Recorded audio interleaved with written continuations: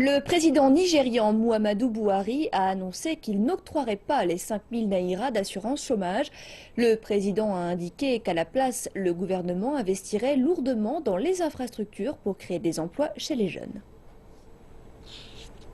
Ordinateurs et téléphones défectueux ne sont pas étrangers à se diplômer en microbiologie. Cela fait 5 ans que Namdi Mabia est diplômé de l'université. Il n'a pas été assez chanceux pour avoir un emploi.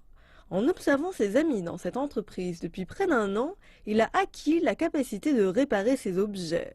Mais il ne gagne pas grand-chose. Ce n'est pas suffisant pour payer ses factures. Même si ce n'est pas beaucoup, Namdi comptait sur l'allocation mensuelle de 5000 Naira que le gouvernement avait promis aux diplômés sans emploi.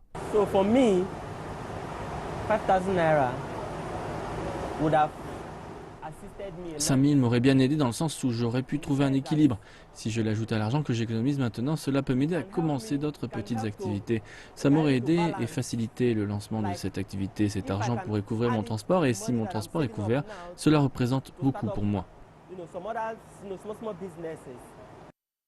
Les diplômés au chômage comme Namdi Millions ont eu de l'espoir, mais seulement une fraction de la population bénéficiera de ce que le gouvernement a désormais à offrir.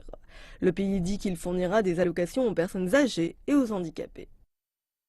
70% des 170 millions de Nigériens sont des jeunes et environ 80% d'entre eux n'ont pas de travail et ce pourcentage continue de croître. Tous les ans, davantage de diplômés sortent de grandes institutions. Il est clair que pour l'administration du président Muhammadu Buhari, trouver un emploi pour des millions de jeunes, cela restera un problème tenace. Plus encore quand l'économie continue de subir les effets des faibles prix du pétrole. Le Nigeria dépend lourdement du pétrole brut qu'elle vend pour ses revenus. Cette contraction dans les revenus signifie des ressources limitées pour le gouvernement fédéral pour remplir certaines de ses promesses de campagne.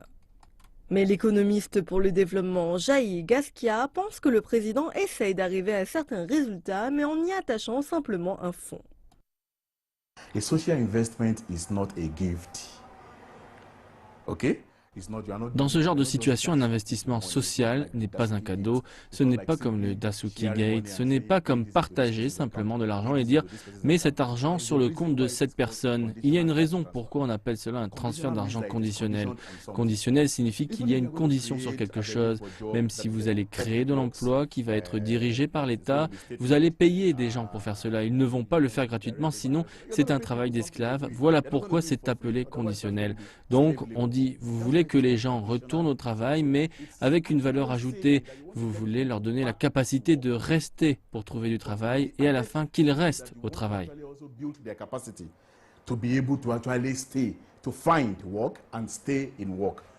L'administration du président Buhari prépare la mise en place du plus ambitieux budget du Nigeria. Sa stratégie est largement vue comme une tentative de raviver l'économie en effectuant de grandes dépenses dans les secteurs stratégiques et en diversifiant l'économie.